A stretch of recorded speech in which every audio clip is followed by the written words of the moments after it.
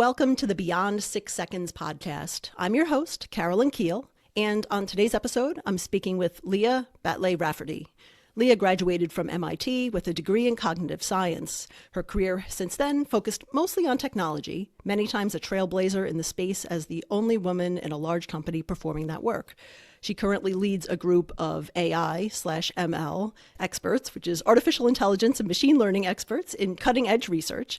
She's also deeply involved in technology initiatives within her community. In Pittsburgh, she helped found the Data Jam, at the time a multi-school district competition for high schoolers to introduce them to data science and big data. She was the president of the Hispanic Employee Resource Group in her company, leading an initiative that introduced Microsoft Translation into their ecosystem to support non-English speaking workers. Today, she runs her podcast, Memoirs of a Neurodivergent Latina, on her nights and weekends. Lya, welcome to the podcast. Hey, thank you for having me. Yeah, I'm really excited to learn more about your own story and experience and your podcast as well. So yeah, I guess just to get started, how did you first realize that you're neurodivergent? Oh my gosh. So unlike a lot of people my age, I think I learned very early on. My mom is a supreme extrovert. And in third grade, she got very worried because I would sit in a corner with my books. Or, as a Latina, we had like parties every weekend. And I would go hide in a tree with a book and disappear. And so I think she got worried about my antisocial tendencies and took me to see a psychiatrist. Now, at the time, nobody was being diagnosed really with autism or ADD. But what the psychiatrist told her was, your daughter will be really, really good at the things that most people find hard and will have a difficult time with the things that most people find easy, which, given autism, it was pretty accurate. As I got older, hey, I'm outing myself on your podcast. I also realized that I never felt attraction for other people the way other people did. So those posters of handsome men, teenage girls do, back in the day and things like that. Yep. Never happened. I never felt attraction from looking at people. There's a term for that now, which is demi. So I do feel attraction once I get to know someone. But, so there were a lot of things that together made me feel exceedingly different from everyone else. I don't think I minded very much. I mean, I had my book. I had my couple of really good friends. And as I got older and I had children, my oldest got diagnosed with Asperger's.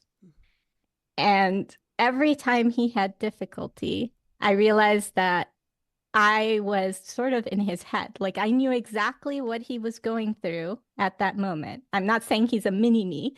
I'm just saying when he got stuck, when he got upset, I could see everything leading up to it. I knew what I would have in my head.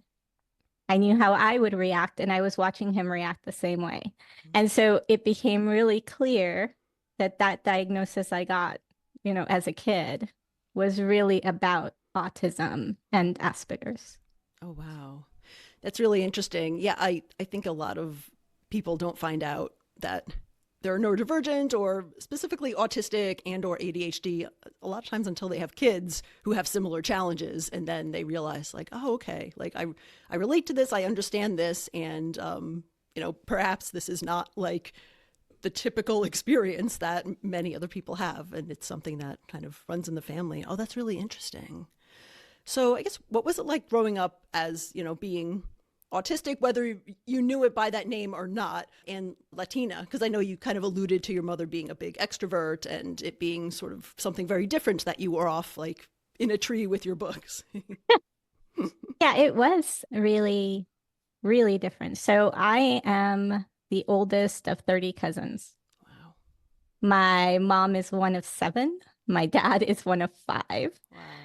And if you look at, you're talking about genetics. My mom's family, a lot of people get diagnosed ADHD. On my dad's side, there's a very clear autistic tendency. In fact, when my son got diagnosed and I told my dad, he called me back about an hour later and he's like, I have this too, don't I? And, you know, I was like, yes, Mhm. Dad, you absolutely are exactly like my son. So I grew up with one side of my family being very closed off, very like introspective, very intellectual.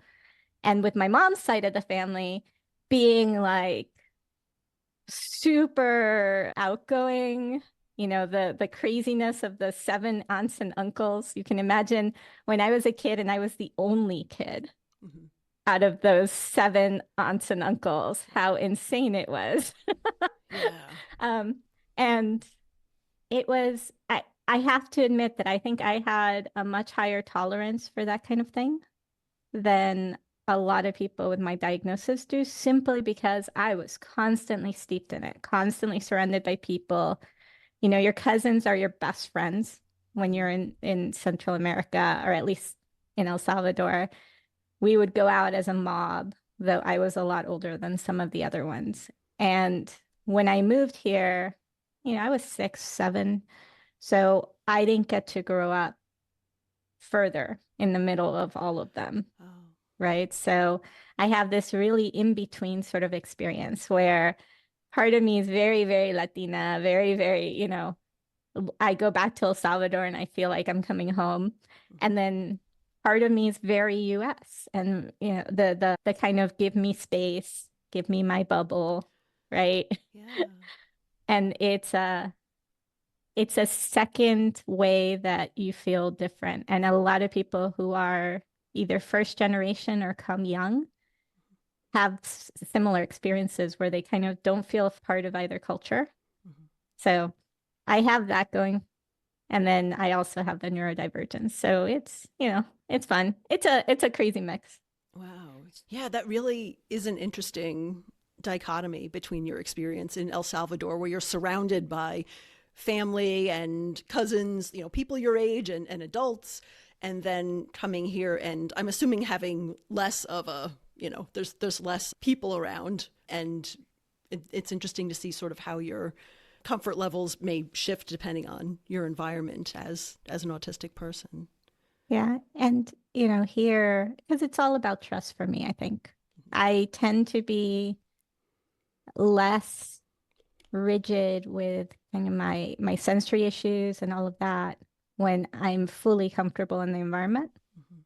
right? And then the moment stress sets in, then all of those sensory things become a lot bigger. So when I'm in El Salvador, I I think I was a lot looser. You it's like people just walk in and out of your house. Like my grandmother's house was the place where we all had lunch. So in the middle of the day, you had an hour and a half for lunch instead of like here. And Mhm. everybody would leave school, everybody would leave work, and then everybody would have lunch at my grandmother's house, Oh wow. right? And then you'd go back to school and back to work. And here it's like you have to coordinate for hours to have someone come visit you, Mhm. right? And there Yeah. isn't this kind of organic, just comfort with being in each other's spaces. So, Yeah. Yeah, it is a big difference between the two. Yeah.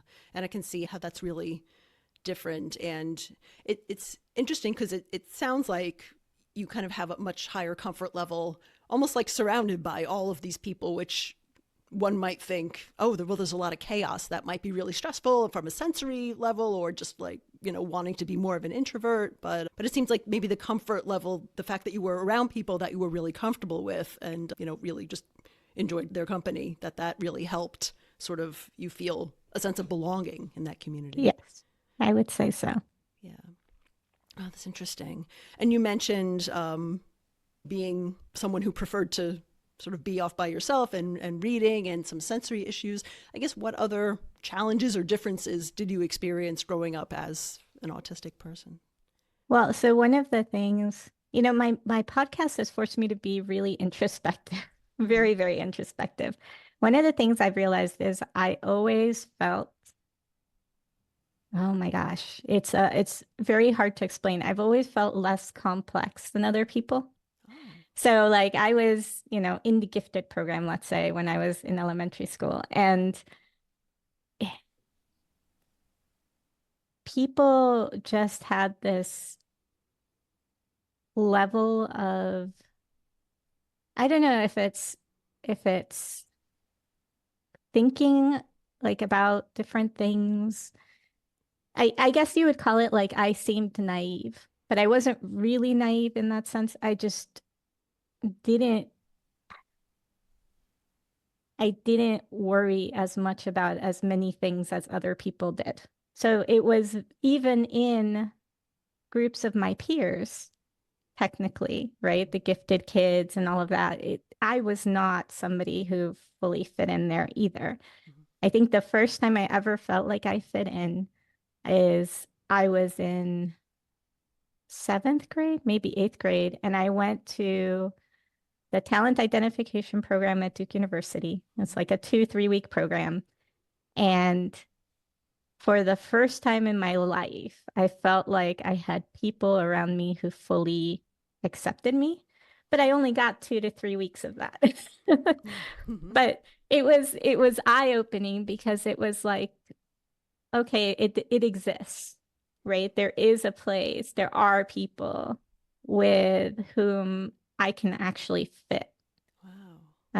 Other things that were hard, I guess, growing up is I had very different focuses than other people. And I think this goes back to kind of that naive thing. Like, I didn't like dolls when I was little. I didn't like baby dolls. I didn't the idea of wanting to be an adult bothered me.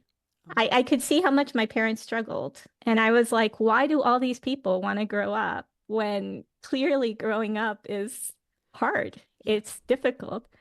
And everyone wants to play at it, and they say we have special interests. At the time, I didn't know they were special interests, but I was like, I was obsessed with the water, with being a mermaid, with all of those things.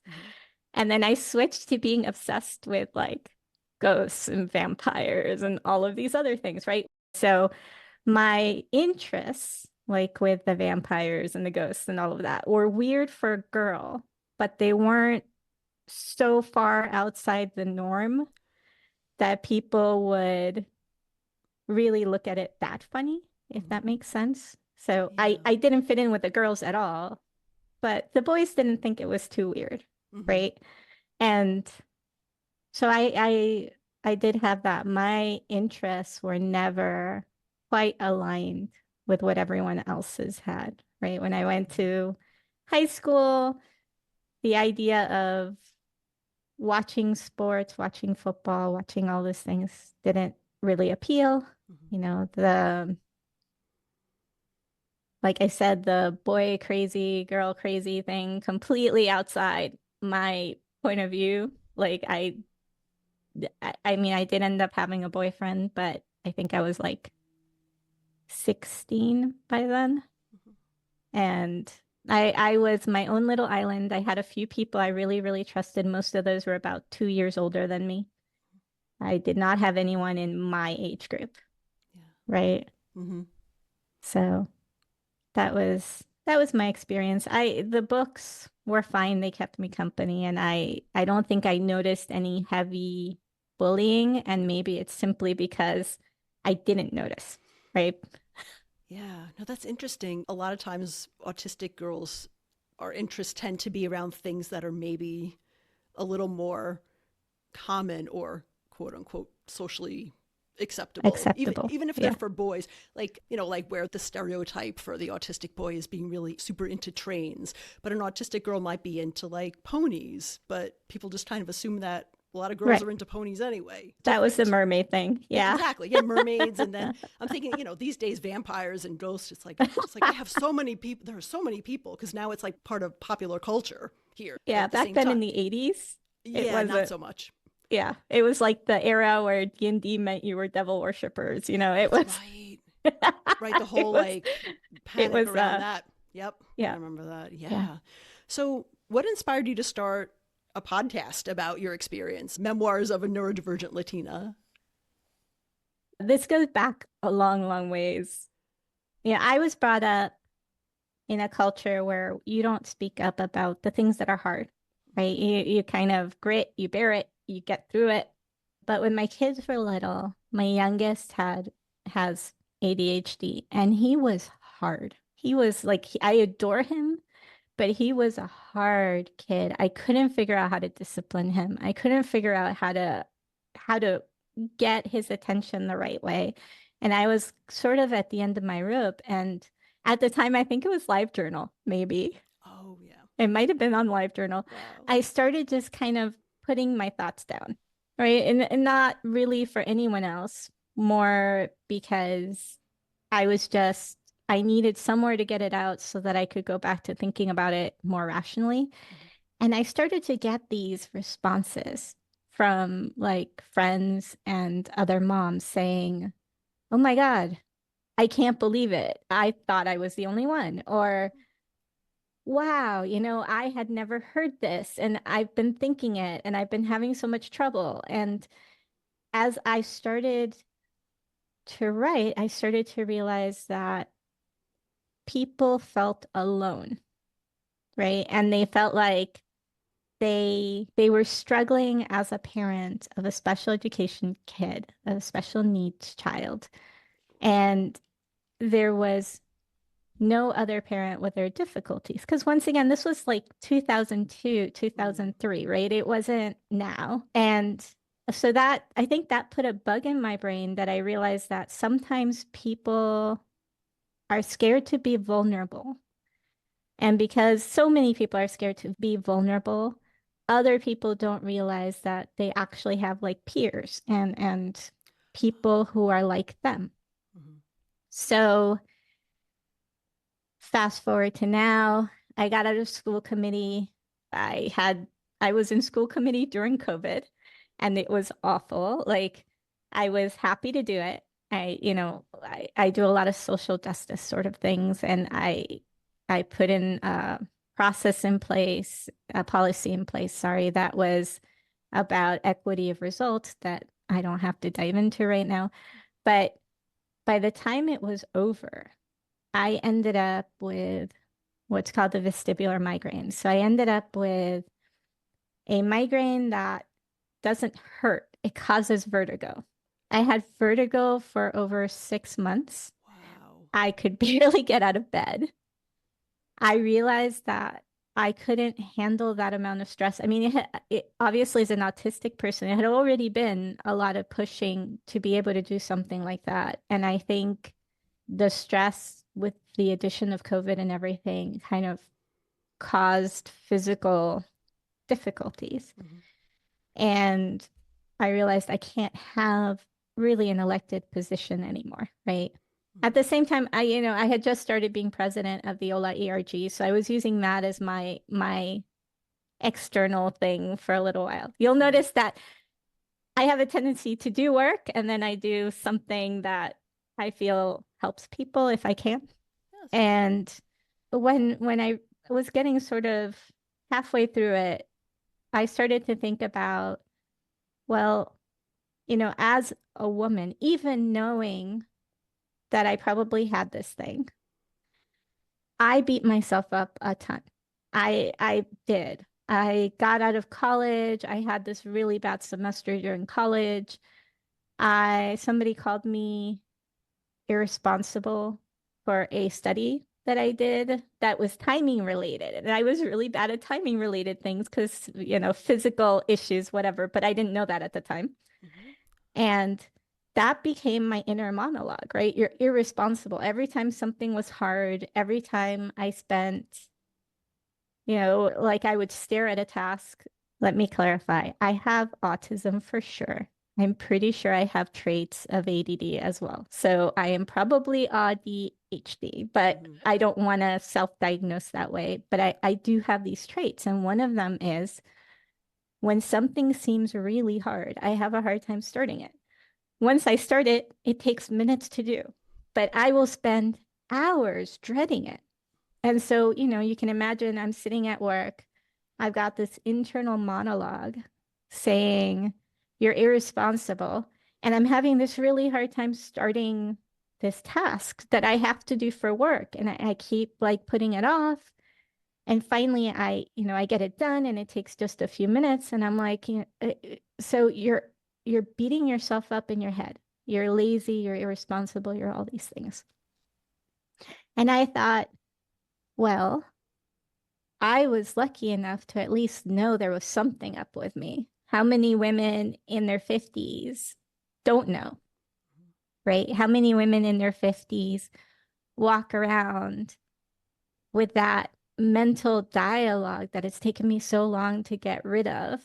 And, I still end up with it sometimes because they really do have a difficulty. They really do have it harder in certain things than other people. And especially when you're like me and maybe you and maybe, others like us, you look normal enough, normal, quote unquote, right?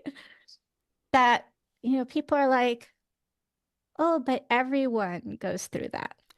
So you're starting to think about maybe, maybe it is a little harder for me, or maybe there is something I should get a little bit of help with. And then your best friends trying to make you feel better will say, no, there's nothing wrong with you. We all go through that.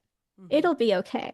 Right. And so then they back off and they continue with that negative self-dialogue. So my thought was, maybe if I create the podcast and I take, well, the first season, what I'm doing is I'm taking a lot of this list of autism traits that look scary when you look at it in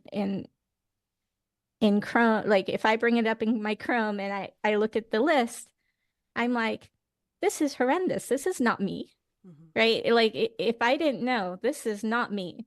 It makes me look like I am incapable of doing anything. It makes me look like I am, going to need a caretaker. Like the way those lists look, they're really scary, right? And everything feels big. And if you're a person who manages to hold down a job, has a spouse, has children, has managed to get to a certain point, you're looking at it going, this can't be me, right?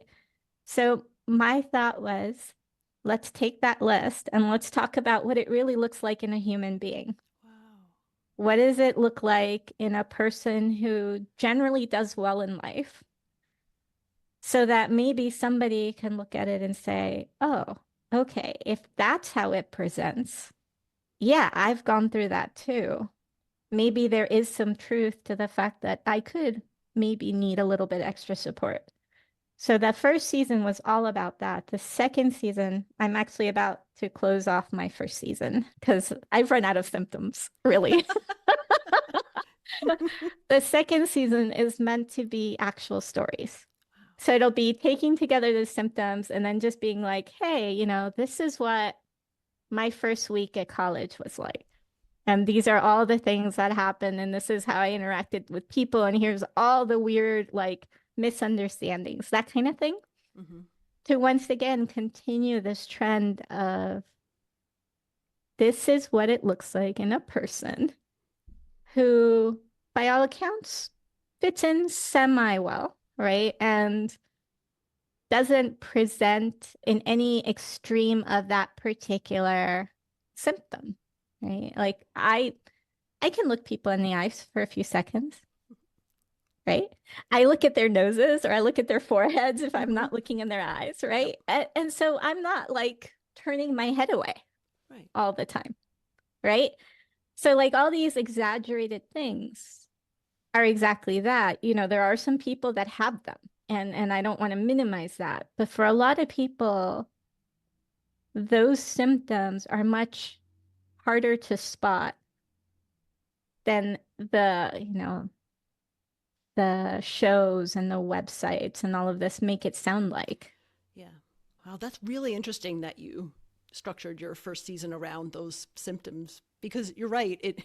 If you read about it, it can look scary because it's, so much of how we talk about autism is a deficit model. So it's all of these sort of very scary sounding things. And I guess all our experiences, depending on, it varies from autistic person to autistic person. Some people really have really huge challenges around some or all of those. And other people, from your experience, you said it doesn't feel as disabling for you, at least some of those symptoms. But at the same time, you had a vestibular migraine for 6 months, which is not something that is like a normal thing for people to have. And I've had those before. Like, I didn't really know what it was called, but I've had those migraines where they don't hurt, but I'm just so dizzy that I literally can't even get up. I think I've only had them for a day or two at a time, but yeah. But it's all ties together in terms of like response to stress, and we just are stressed by different things. And your friends trying to help you like essentially feel better by saying like this happens to all of us, and a lot of people feel the same way. Is I know they're trying to help, but at the same time it's like, no, but it's different, and it's hard to explain how it's more intense or more frequent or just different. Yeah. Exactly. And so, according to research that I've read, women are much better at chameleoning and masking than men tend to be. That doesn't mean men can't. So once again, I don't want to generalize outside and say, no, it never happens, but percentage-wise, I guess. So people don't even talk about chameleoning really, unless you look for specific autistic women articles. And there's a few of those, right? That's true. I feel like probably a lot of it is social expectations and social pressures that are more intense on girls and women. And sometimes we get more practice, like we're forced to be socialized more. That's the expectation. So sometimes we just get better. I agree. Yeah. I totally agree. That's why I was like, I don't want to generalize and say it's like something innate or anything like that. But I agree. I was a girl. I was supposed to be out and about and, pleasant and know how to greet people. And I was not allowed to be the absent-minded professor, which I swear that's who I was. Like if I had a stereotype that I fit, it would have been the absent-minded professor, but a woman can't succeed that way. Yeah. What kind of feedback have you received from your podcast listeners so far? I've received some really good feedback. My podcast isn't that big yet, but I've had one person who I didn't know send me an email, tell me that they were really enjoying the show. It was specifically the masking episode. And, they gave me advice on like, here, I'm reading this book, or you should look at this book. Because during the masking episode, I said, I would love, if somebody knows how to unmask. I would love to hear the experience, right? And so they pointed me at this unmasking book. And then a friend of mine from college, so somebody I don't talk to very regularly, who is in the C-suite. So she's a CTO, or she was for a while, sent me a long Christmas letter. And she was like, your podcast has opened my eyes completely. She's like, my kids are special needs, and my husband constantly sees himself in them. But until I started listening to you, I didn't realize how much my experience was something that was reflected in them too. Like, she hadn't made the connection between some of the things she was seeing in herself. And then, of course, Beth, my friend who I just did the interview with, she hadn't listened to my podcast, which I was kind of like, gee, thanks. And then she started listening a few days before she did the interview. And she comes in and she's like, it's amazing. She's like, I am resonating with so many of these things that you're saying. And she like binge listened the entire weekend. So, I don't think I'm out there a lot yet, but the responses have been what I was hoping. Like, so it means I'm hitting the right tone with the podcast. So, like I said, I wanted it to resonate as like, oh, this, maybe I have this. And that's exactly what I'm hearing from other women is, oh, wow, I didn't think until I heard your podcast that, this could be an issue. And now I'm realizing, wait, I have that, right? I have this thing, and it's always caused me difficulty. I just kind of work around it. So I'm hoping it reaches more people, but if it changes one person's life, that's the definition of success, right? Yeah. If one person ends up in a better place because of something you did, then that's success. Mm-hmm.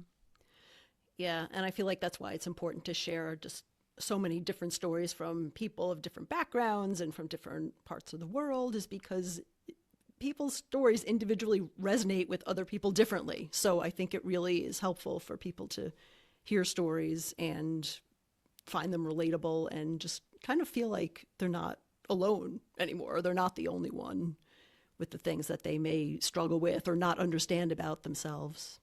Yeah. Yeah, agreed. Yeah.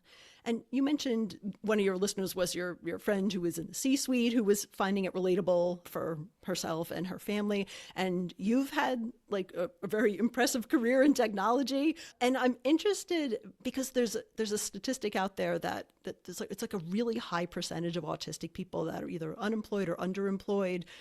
I want to say 80%, it might be higher. I don't know. But I'm kind of wondering if those of us who are employed maybe either aren't officially diagnosed, or we just don't know we're autistic, or we somehow, just present differently and navigate our lives differently. So I'm interested in, and this is probably a big question, I'm just asking it impromptu, but do you feel like the type of career you chose for yourself, like just fit really well with your interests or mixed in really well with your neurodivergence, or were there particular challenges that you realized you were facing at work, or particular ways that you excelled that you kind of thought back and like, well, maybe it's because of autism or something else? I think that's a multifaceted question. Yeah, it's really big. I'm like, I don't know, any portion of that It's you might big. have thoughts on is great. I'm like, that's probably a way too big of a question. But I think the first thing is I don't have the typical presentation. So I am social. So even though I'm an introvert, Yeah. I'm generally very positive. I'm generally very social. I'm generally smiling. Mm-hmm. So I don't have kind of the flat affect or the scientific, scientist type speech, or the once again, possibly because of the way I was brought up, I am not very brusque. I never have been. I'm like on the other end of the scale. Like I'm almost too empathic. So I hate emotional confrontations of any kind. Like they cause me no end of frustration and problems. So I have learned not to be brusque or anything like that because that causes emotional confrontations. And I think there's a certain set of autistic women and men who are at the other end, who maybe have flat affect, maybe have, less visual emotions, which for a woman in a workplace might seem a little odd to somebody.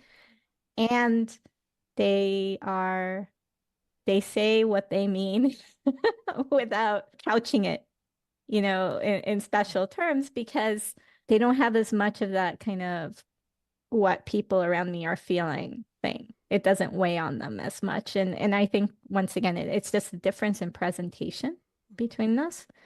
So I have that. One of my first jobs, I also had a very interesting boss who was willing to tell it to me like it was. And I think it helped a lot because I'd go in and I'd be like, I don't like this person. And he'd be like, well, why don't you like this person? And I'd be like, because he's being a jerk to me. And he would be like, okay, but this other person's also a jerk. And I'm like, yeah, but he's a jerk to everybody. So I know it's not personal. Mm-hmm. And then he would be like, okay, just, an FYI, at work, you probably shouldn't be calling people jerks. And so he appreciated what I did, but he was also willing to kind of coach me a little bit on the way you're doing this or saying this is gonna shoot you in the foot at some point. Mm-hmm. Right. The other thing that I found is I'm a puzzle solver and I get bored. So if I'm doing the same job for too long, I get really bored. And I don't know if maybe that's an issue other autistic people have, but what I do is I transition really well, which I don't know how many people do. Like when I worked at 3Com, oh my God, I'm dating myself. I used to do modem support. Oh, yeah. So so when I worked back at 3Com, I became a trainer. I used to train these like people who worked for AT&T and all of that on how to set up the headends for the modem, so the endpoint where the modems would connect. And one of those things forced me to learn Unix in order to do the class. And I needed to make some extra money. So I started to teach Unix classes as an adjunct professor on the weekends. And the dot-com bust happened. Mhm. They laid off a ton of people, and I was able to transition into a Unix position because I had been doing all this side work in Unix. Mhm. So it has happened several times in my life where I kind of moved to a different career, usually still within technology, because of my external interests or because I'm curious about one part of something and I've spent a lot of time doing it, right? And I think that keeps me from burning out in one situation and one position, which may also contribute to the fact that I've been able to hold down for long. Mhm. And then finally, I was the only woman. I'm not kidding. Like I was at Track Phone Wireless. I was a Unix admin. There was not one other woman. I mean, maybe there was an executive assistant somewhere, but in general, there was no other woman. And so when you're already standing out and being different because of that, then all the other differences, they don't seem as big as that one, Mhm. if that makes sense. Yeah. So I think that caused me to want to struggle harder because I was like, I belong in this room as much as all of you do, Mhm. right? And so a lot of my career was, let's prove that I can do this, Mhm. you know? Yeah. So maybe that added some extra to staying in a place. I don't Yeah. know. It's a very multifaceted question. There's so much to it. Yeah. There's a lot of things that go into our careers and jobs and how we fit into to different situations and different careers and jobs and things like that. So, yeah, thanks for sharing your thoughts on that. I'm always fascinated with employment stuff and career stuff and how people kind of make their way and how they experience it. So that's really cool. So, you've got your career and you've got your podcast. It sounds like you're going into your second season soon. Like, what goals do you have for your podcast if you have like overarching goals for it?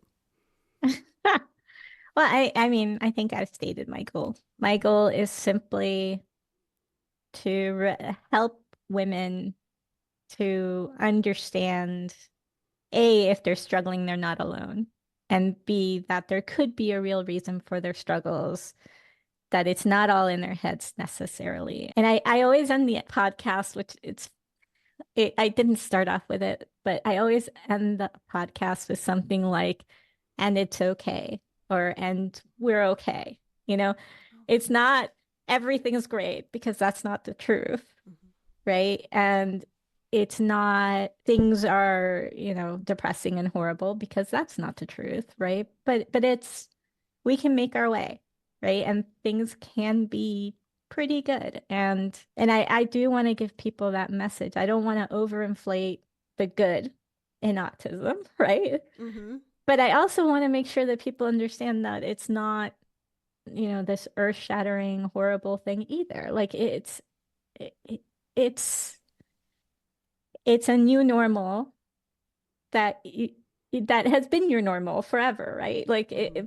but when they give you that diagnosis, it's like, okay, now I have to internalize it, Mm-hmm. and now I have to kind of sit and understand how this is normal for me. So I don't know. I want people to end the episode with a feeling that things can be difficult, things can be good, but in general, you take it one step at a time and you'll get there, right? Yeah, absolutely.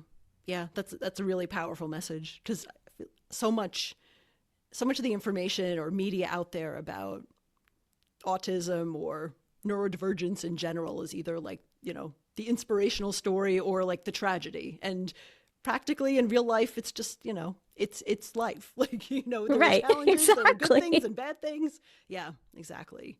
So Yeah. no, that's important messaging. Sure. So yeah, Lya, how do people get in touch with you if they want to learn more about your podcast? So we do have a website, though I have to admit that I write very minimal kind of captions for this episodes, but it's moanl.com. So it's moanl.com. And then the email is moanl@labratsolutions.com. Okay. And Labrat, it's really funny. It's my initials and my husband's initials backwards. So I'm Lya Anna Batlle was my like maiden name. And then my husband is Todd Andrew Rafferty, but his older brother, I guess, had the same initials, so he would put them backwards. So RAT. So we were like Labrat. Oh, that's so cool. Oh, that's really cool. It's And ridiculous, but it's fun. well, it's fun. I think it's neat. And if it's not obvious to people listening, MOANL stands for Memoirs of a Neurodivergent Latina. So that's where that comes from. Yes. Yes. Very Thank cool. you. I should Yes. have stated that. No problem. So, yeah. So, Lya, as we close out, is there anything else that you'd like our listeners to know or anything that they can help or support you with? Yeah. So, I mean, listen to the podcast. Let me know if it's good, if it's hitting the right spot. And like, I listen to podcasts all the time and I hate it when they're like 100 times over, give us 5 stars on Spotify but really, if you like it, please do something to just say you like it so that other people maybe can find it and listen to it. Right now, there's no ads on it. I think eventually I might put a couple just to pay for some of the monthly costs. Yeah. But I have a good career. I'm not looking to do this to make money, right? So my care is more, if more people listen, will it help more people? That's awesome. Yeah. And as an indie podcaster, I can totally relate to having to always ask people and remind people how to support the show because you're right. It's for a lot of us it's not our main career and a lot of times it's a passion project or just something that we care about a lot. So, yeah, absolutely. If you're listening, absolutely check out Memoirs of a Neurodivergent Latina. I will put a link in the show notes so that people can get there easily from there. And yeah, thank you so much, Lya. I really enjoyed talking with you today. Thank you so much, Carolyn.